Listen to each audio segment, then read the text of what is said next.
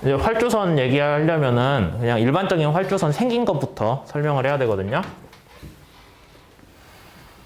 대개 활주선은 옆에서 보면 이렇게 생겼어요. 그래서 뒤가 딱 하고 잘려 있거든요. 이제 이게 중요해요. 근데 여러분들이 배를 물에 띄우면은 배수량형 선박이라면, 아니 그냥 배수량으로 떠 있는 속도 0인 조건이라면 이렇게 나오겠죠? 그 다음에 여러분들이 배를 이제 천천히 몰고 가면은 이쪽은 어떤 문제가 발생해요? 딱 깎여 있으니까 유동 박리가 일어나겠죠. 그럼 저항에 하나도 도움이 안 돼요. 그러겠죠? 근데 유동 박리가 일어나면 압력이 낮아요? 낮아지지, 압력이. 아, 맞잖아요. 참. 이렇게 유동 들어올 때 얘가 유동 박리가 일어나요, 실제로는. 저항이 커져요, 작아져요? 유동 박리가 일어나면. 봐봐, 유동이 이렇게 올 때요. 이 9야, 얘가. 원인데, 여기서 유동 박리가 일어났어요. 그럼 얘 저항이 커져요, 작아져요? 당연히 커지잖아요. 그러니까 우리가 유체 설계하는 입장에서 유동 박리가 일어나면 저항이 커지니까 걔를 일어나게 안 하려고 별짓거리를 다 하는 거거든요. 그러니까 저항이 커져요. 왜 커지냐면은 저항이 결국엔 뭘로 나와요? 얘 표면에 가해진 압력의 적분이잖아요. 앞쪽이야 뭐 들어오는 유동이 있으니 그런가 보다. 근데 뒤가 압력이 확 낮아졌으니까 얘가 뒤쪽으로 받는 힘이 커지는 거라고 이해를 할 수가 있겠죠. 그러니까 유동 박리가 일어나면 무조건 압력은 떨어져요.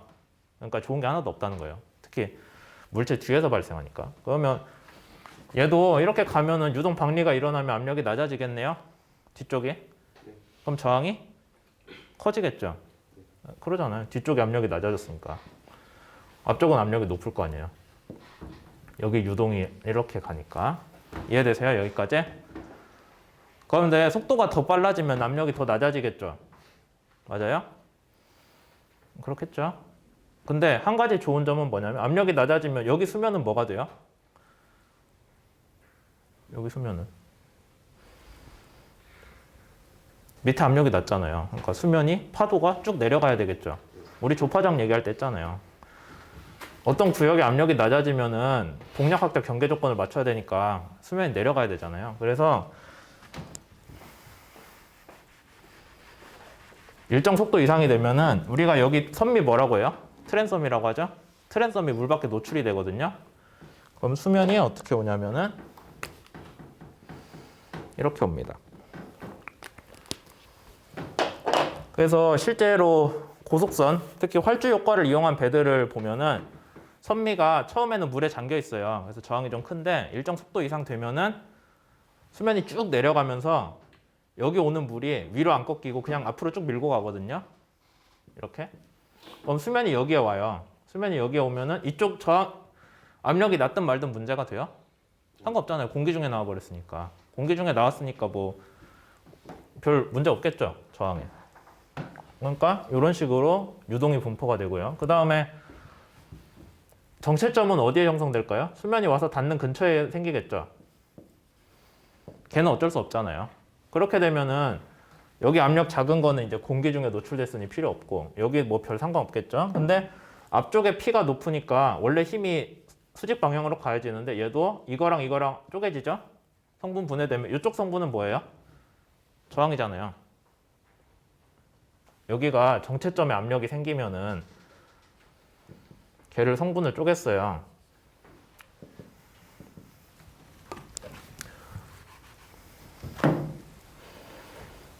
이렇게 나오겠죠. 그러면 진행 방향 성분은 뭐예요? 저항으로 작용할 거잖아요. 정체점 압력이. 그건 당연하죠. 근데 얘는 여기가 이렇게 뒤집는 방향의 모멘트로 작용을 하겠죠. 맞아요? 그렇게 되면 선미가 좀 더 잠길 거고 이제 그런 식으로 가면은 배가 앞이 뜨겠죠. 맞아요? 뜰 거 아니에요? 근데 앞이 떴으면은 유동은 이렇게 가고 얘는 안 그래도 어떻게 돼요? 수면은 계속 내려와 있죠. 이런 식으로 되겠죠? 그러면 물이 왔다가 아래로 가잖아요. 그럼 배는 어떻게 돼야 돼요? 물을 아래로 미니까 거기에 대한 반작용으로 떠야겠죠? 그래서 그냥 두면은 배가 더 개판이 됐네.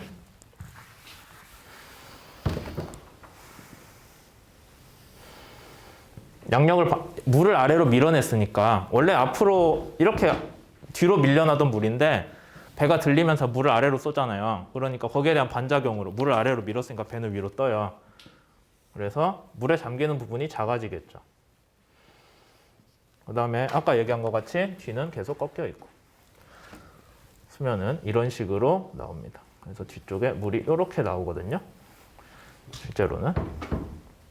그래서 이게 이제 활주선이 작용하는 원리예요. 제일 중요한 건 뭐냐면은 뒤가 딱 잘려 있는데 일정 이상 고속에서는 수면이 내려와 버리면서 뒤에서 나오는 물이 그냥 일자로 뻗어 나간다는 게 제일 중요해요. 방리되는 대로 억지로 기어 들어오지 않고 뒤로 쭉 빠져요. 그러다 보니까 뒤는 괜찮은데 앞쪽이 압력이 높으니까 선수가 들리고 선수가 들리면은 물을 더 아래로 많이 쏘죠. 물을 아래로 쏴주니까 거기에 대한 반작용으로 배가 뜬다. 그게 활주선의 기본 원리라고 이해를 하시면 되고 그 다음에 이제 고속선 실제 활주선 타보면은 뒤쪽에 이렇게 나오거든요 물이. 그러니까 이제 이쪽으로 가다 옆에서 오던 배를 위에서 보면 이렇게 돼 있는데 여기는 수면이 낮고요. 여기는 그냥 원래 수면 높이대로 가요. 방리는 여기서 일어나니까. 그럼 물이 이쪽으로 모이거든요. 파도가 이쪽으로 모였다가 여기에서 서로 만나면서 위로 팡 튀는데 이제 이거를 루스터 테일인가? 루스터가 뭐예요? 몰라? 수탉을 루스터라고 하거든요. 닭인데 수컷. 걔 꼬리가 이렇게 생겼잖아요. 그래서 닭 꼬리 모양이라고 해서 루스터 테일이라고 수면이 서로 양쪽에서 파도가 모이면서 위로 팡 하고 솟는 게 나와요. 그래서 실제로 고속선 가는 거 보면 뒤에 이런 특징적인 게 나타나고. 그래서 이제 이게 활주선 기본 원리고 활주선의 상세 설계에 대해서는 책에서 설명을 하고 있는데 그럼 실제로 양력은 어디서 생겨요? 처음에 얘라고 하면 큰일 나요. 얘는 배를 들어주는 모멘트만 만드는 거고 실제 양력은 어디서 생겨요? 선저에서 생기는 거죠. 물을 아래로 밀어주는 선저에서 생겨요. 그래서 선저에서 양력을 받고 조금 더 양력을 추구한다라고 하면은 책에는 안 나온 얘기지만 뒤쪽에다가 핀을 달아서 이렇게 아래로 꺾어줘요. 판을 아래로 꺾어주면 어떻게 돼요? 물이 더 아래로 가죠. 그러니까 배가 좀 더 양력을 받겠죠. 그 다음에 얘가 양력을 더 발휘를 해주면은 배 입장에서는 원래 얘 때문에 앞이 들렸는데 뒤가 또 들리니까 진행하는 동안 트림이라고 하거든요. 선수가 들리는 정도? 그걸 좀 낮춰줄 수 있죠. 이해되세요? 선 미를 좀 더 올려주는 판이 하나 더 들어가요. 왜 얘가 중요하냐면은 우선 배를 조종하는 입장에서 배가 앞머리가 너무 들리면 앞이 안 보이잖아요. 그거 안 좋죠. 그러니까 좀 뒤를 더 들어줘서 자세를 안정적으로 만들면 좋은 게 있고 그 다음에 이렇게 가는 각도가 얼마 이상이 되면은 배가 너무 앞이 들리면은 뒤가 그때부터 뽕뽕하고 튀면서 가거든요. 그거를 폴포이징인가? 이런 현상이 발생하는데 폴포이즈가 뭐였더라? 돌고래였나? 그럴 거예요. 그러니까 돌고래같이 뽕뽕뽕하고 튀면서 가요 배가. 이제 그럼 조종이 안 되기 때문에 적당한 각도에서 항주 중에 이 선수가 들린 정도 트림이라고 하는 걸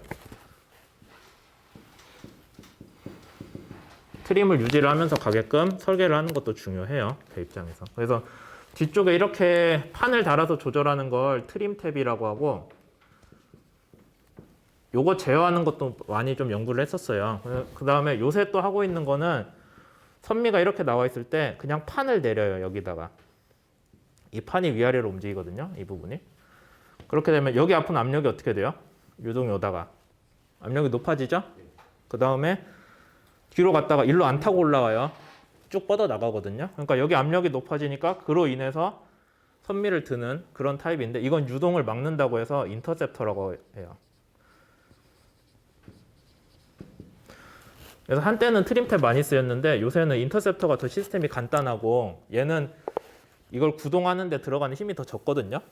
얘는 위아래로 밀면 되는 거고 얘는 이거 판을 각도를 맞춰줘야 돼요. 그러니까 이게 조금 더 제어도 복잡하고 만들기도 힘들고 배 뒤로 튀어나오잖아요. 그러니까 안 좋은 면이 많아서 요새는 인터셉터라는 걸로 배 활주선 자세를 제어를 한다라는 게 책엔 안 나왔죠. 안 나왔는데 그냥 중요하니까 얘기를 했어요.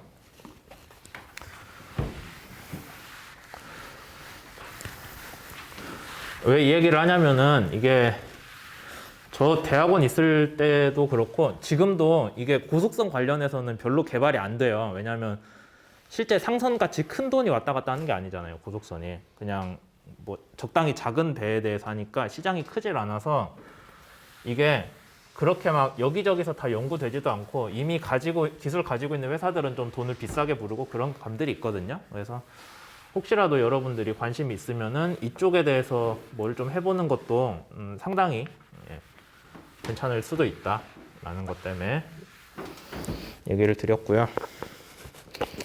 이제 상세한 얘기를 10분만 더 하고 수업을 끝내도록 합시다. 그럼 고속선을 앞에서 보면은 활주선을 앞에서 보면은 이런 식으로 생겼죠.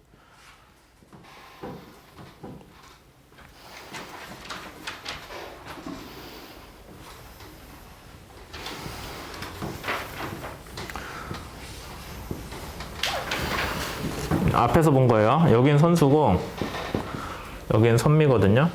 선미는 여기서부터는 그냥 쭉 가면서 똑같이 생겼기 때문에 라인즈를 그리라고 해도 선미 쪽은 그릴 게 없어요. 그러겠죠. 원래 선미가 이렇게 뒤로 갈수록 모이는 형상이 여기 그려져야 되잖아요. 라인즈에. 근데 얘는 모이질 않잖아요. 선미로 갈 때. 그냥 쭉 가다가 뚝 잘리거든요. 그러니까 책에 보면은 선미 여기 왼쪽에 아무것도 없는 게 그린 사람이 성의가 없어서가 아니라 진짜 배가 그렇게 생겼어요. 중앙평행부부터 그냥 뒤로 쭉 빠져 있거든요. 그렇게 돼 있을 때 이제 여러분들이 아셔야 되는 단어가 딱 두 가지가 있는데 다른 거는 몰라도 돼요.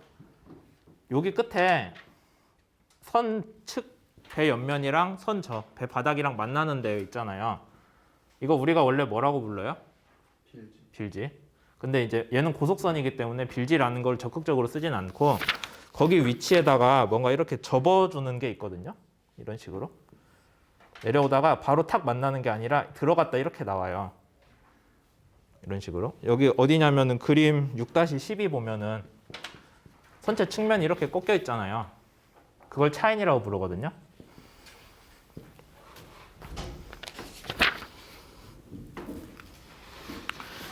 그 다음에 이렇게 꺾인 게 아래쪽에 또 있죠.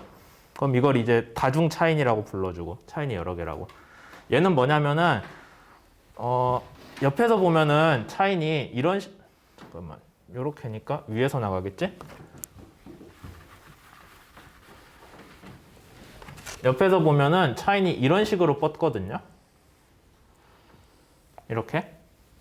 그래서 선저를 통한 유동이 옆으로 흐르지 않고 이 차인을 따라서 흐르게끔 가이드를 해줘요. 그래야 선미 끝까지 양력이 유지가 돼요. 만약에 차인이 없다고 하면은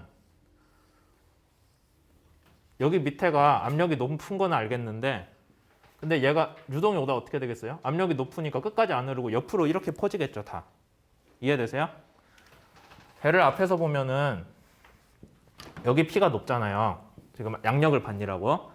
P가 높으면은 얘가 따라서 흐르지 않고 옆에 압력 낮은 데 있잖아요. 특히 수면 위는 대기압이니까. 그래서 유동이 이렇게 가지 않고 옆으로 팍 튀거든요. 그래서 설계를 잘못한 고속선을 보면은 옆쪽으로 스프레이가 엄청 튀어요. 뭐 봤을 수도 있겠지만은 이게 이제 설계가 잘못됐다는 뜻이에요. 왜냐면은 높은 압력을 배 밑에 가두고 가야 되는데 그게 아니라 얘가 옆으로 다 튀어버리는 거예요. 그래서 여기 이렇게 조금씩 튀어나온 차인을 유지를 해가지고 걔를 따라가게끔 만들어주는 거예요.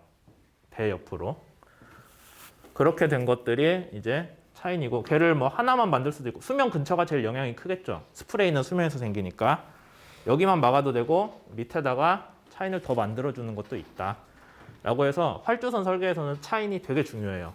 없으면 안 되고 있더라도 제대로 유동을 잘 따라가게 설계를 해줘야 된다라는 게 있고 또 하나 중요한 게 선체가 바닥에서 올라온 각도가 데드라이즈라고 하거든요. 데드라이즈. 만약에 데드라이즈가 0도라고 하면은 우리가 일반적으로 알고 있는 그냥 배예요. 그렇죠? 그다음에 각도가 올라올수록 이렇게 뾰족해지는데 각도가 올라오면은 얘가 수중에서 그게 내항 성능 아니면 직진 성능 그런 게 좀 좋아져요. 아래가 V자면 아무래도 방향이 꺾이는 데에 대한 저항이 좋잖아요. 근데 밑이 평평하면은 얘가 양력은 더 받아요. 왜냐하면 똑같은 양력이더라도 얘는 바닥에 수직으로 올라오니까 다 생으로 양력으로 받겠죠. 얘는 어떻게 돼요? 바닥에 수직으로 압력을 받더라도 성분 분해를 해줘서 분해돼서 수직 방향만 양력으로 유효하잖아요. 그러니까 V자로 갈수록 양력은 안 좋은데 아래쪽이 뾰족하기 때문에 이제 파도 중에서 직진 성능이나 조종 성능은 좀 더 좋아진다라는 게 있겠죠. 예. 그래서 어쨌든 고속선에서 활주선은 뭐 책에서 이것저것 얘기하고 있는데 제가 보기에는 제일 중요한 거는 왜 차인을 다냐. 아까 얘기했던 것 같이 선저의 압력을 높게 유지하는 게 선저에서 양력을 받는 활주선 설계의 핵심이에요. 근데 그 양력을 유지를 하려면은 차인이 제대로 설계가 돼서 유동을 얘를 계속 따라 흐르게끔 해줘야 된다라는 게 있고, 그 다음에 데드라이즈 앵글에 따라서 활주 선형의 내양 특성이나 양력 특성이 많이 달라지는데 V자를 좀 깊게 하는 데드라이즈 앵글을 키워가지고 하는 게 양력 면에서는 좀 불리하지만 내양 성능 면에서 좋기 때문에 이렇게 많이 하고 있다라는 거죠.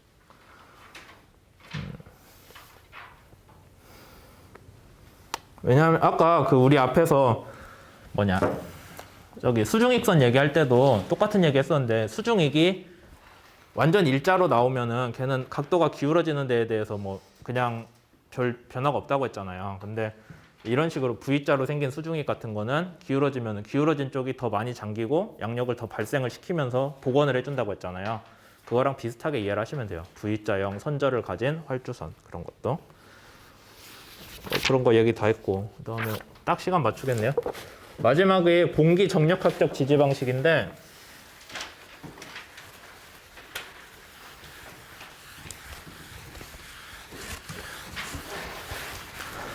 공기 정력학적 지지 방식은 사실 거의 쓰이지는 않거든요. 우리 일반 생활에서 볼 일은 거의 없어요. 근데 저기 해군이었나? 거기서 쓰고 있는 게 하나 있기는 한데, 미군에서 LCH라고 쓰나? 이래가지고 우리가 호버크래프트라고 하는 거 있거든요. 혹시 봤어요? 어디 영상이든 뉴스든? 어떻게 생겼냐면 그리기도 되게 애매하게 생겼는데 앞에 조종석이 있고요. 옛날에 이거 해석하는 거 한번 해봐서 그래요. 조종석이 있고 뒤에 엔진이 있나? 엔진 있고 배기구 있고 축쭉 해가지고 공기 중에 프로펠러가 달려 있어요. 그 다음에 옆쪽에 똑같은 게 하나 더 있고요. 동체가. 그냥 집에 가서 인터넷에서 찾아보는 게 빠를 것 같은데. 똑같은 프로펠러가 하나 더 달려 있어요. 공기 중용 프로펠러예요. 그 다음에 여기 사이가 하나의 큰 갑판으로 돼 있고요. 그 다음에 밑에가 스커트라고 하는데 고무로 이렇게 막 같은 걸로 둘러싸여 있어요. 아래쪽은 안 막혀 있고 그렇게 돼 있고, 여기 중간인가 프로펠러가 아래로 쏘는 게 있거든요. 내가 잘 기억 안 나는데. 걔는 어떻게 되냐면 앞에서 보면은 이 동체 갑판 있고 이렇게 스커트로 막혀 있으면 여기에다가 바람을 쏴줘요. 이렇게. 그러면은 물론 이거 스커트 통해서 조금은 새어 나가는데 뭐 별로 안 새어 나간다고 치게요. 그럼 밑에 압력이 빵빵해지죠. 얘가 압력이 계속 공기를 불어 넣어주니까 빵빵할 거 아니에요. 우리 자동차 타이어 같이 되는 거예요. 걔로 지지를 해줘요. 그래서 이제 공기 중에서 땅이든 물 위든 어쨌든 밑에 압력을 빵빵하게 해가지고 돌아다니기 때문에 물하고 저항이 상관 있겠어요? 물에 안 닿아요, 얘는. 그러니까 저항이 작고 속도도 잘 낼 수 있겠죠. 그럴 것 같잖아요. 근데 이제 문제가 뭐냐면 공기 중에 올라오면은 먼지를 너무 많이 내고 얘가 바람을 막 불어주니까 흙먼지 같은 게 옆으로 막 뿌하고 나와요. 그 다음에 파도가 심할 때는 이게 밑에가 이게 간격이 최소한으로 유지돼야 되는데 파도가 심하면 배도 들썩들썩하고 수면도 내려갔다 올라갔다 하니까 밑에 공기 압력을 유지하기 힘들겠죠. 그래서 아무 데서나 쓰지는 않고 우리나라 해군에서도 주로 언제 쓰냐면 상륙할 때 배에서 얘를 띄우거든요. 다른 상륙정들도 있는데 이게 상당히 커요. 그래서 여기에다가 우리나라 탱크 한 대가 들어가나? 잘 모르겠네. 하여튼 이런 거 한 대나 뭐 아니면은 차 몇 대 싣고 이거를 바다에서 내려가지고 육지까지 쭉 가요. 밀고 가요. 그래서 해안에 쫙 올라와서 해안에 올라온 다음에 더 다닐 필요 없겠죠. 탱크들 내리고 돌아가고 그런 식으로 운용을 주로 하고 있고요. 우리나라에서는 이거를 민간에서는 잘 안 쓰는 것 같아요. 제가 알기로는 딱히 민간에서 쓴다는 얘기는 못 들었는데 어쨌든 군용으로 많이 쓰고 있어서 여러분들도 뭐 관련된 일을 하다 보면은 한 번은 보게 될 수 있는 거죠. 그렇게 돼 있고 뒤에 뭐 표면 효과선 같은 거는 여기서 옆에 그러니까 스커트를 옆쪽은 선체로 바꾼 거거든요. 쌍둥선 개념으로. 쌍둥선에서 앞뒤만 공기로 막고 바람 불어줬다고 보면 돼서 배는 별 의미가 없고, 시간이 1분 남았으니까 위그선만 얘기하고 끝낼게요.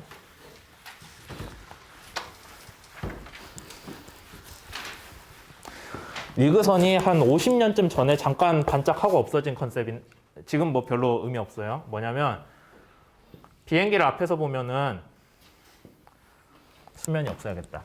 비행기를 앞에서 보면 날개가 양력을 받잖아요. 그럼 P가 아래는 높고 위는 낮죠. 비행기 날개 원래 그래요. 그래서 비행기 날개 설계할 때 중요한 게 압력 높고 낮으니까 유동이 어디서 어디로 가요? 앞에서 보면은 요게 생기거든요. 배웠어요? 팁볼텍스라고? 날개 팁에서 생기는 와동이 발생을 해요. 얘를 막으려고 날개들 보면 윙렛이라고 해서 이런 거 세우고 하거든요. 비행기 타보면은 옆에 이렇게 날개 끝에 볼록 올라온 거 있잖아요. 그게 이제 윙렛인데, 수면 근처로 오면은 얘가 여기서 가야 되는데 원래 이렇게 생기거든요. 이게 유도 항력을 만들어요. 유체 때 배웠겠지만. 근데 수면이 막고 있으니까 얘는 못 움직이죠. 그래서 수면 근처로 오면은 양력이 갑자기 증가를 해요. 요걸 팁볼텍스가 안 만들어지면서. 그래서 실제 비행기 착륙할 때도 뭐 제가 해본 건 아니지만 이제 땅으로 내려오면 양력이 갑자기 커진다고 하더라고요. 그래서 조종하고 이제 그것 때문에 착륙하는 기술이 필요한 건데, 하여튼 얘를 막아준 수면 근처, 지면 근처에 오면은 유도 항력이 감소하고 양력은 커지는 팁볼텍스가 방지되면서, 그런 효과가 그라운드 이펙트라고 해서 지면 효과라고 하거든요. 그러니까 비행기든 뭐든 만들었을 때 수면 근처만 날면은 양력이 작은 날개로도 더 만들 수 있다는 얘기예요. 그렇게 설계를 한 배가 위그선이라고 하는데, 그러니까 결국에는 비행기가 낮게 나는 거예요. 수면 근처를. 그게 위그선 컨셉인데, 이게 뭐 배냐 비행기냐 얘기 많이 있다가 이제 정리가 된 게 배다, 얘는. 그래서 위그선이라고 해요. 배선자를 써서. 근데 문제가 뭐냐면 그라운드 효과를 이용하기 때문에 파도가 쳐서 수면이 막 왔다 갔다 하면, 아까 공기부양정 같이 수면이 왔다 갔다 하면은 얘가 양력이 안정적이지 못하잖아요. 그래서 실제로 만든 데가 러시아였는데 러시아도 호수에서 놨었지 이걸 끌고 바다로는 잘 못 나갔어요. 그냥 그런 게 있다라고만 알아두면 돼요. 이거 지금 더 연구는 하지 않아서. 그렇게 됐고, 그러면 오늘 수업은 여기까지 할 거고요. 네, 녹화 자르면 되죠. 그렇게 됐고, 이제 중간고사 2는 다시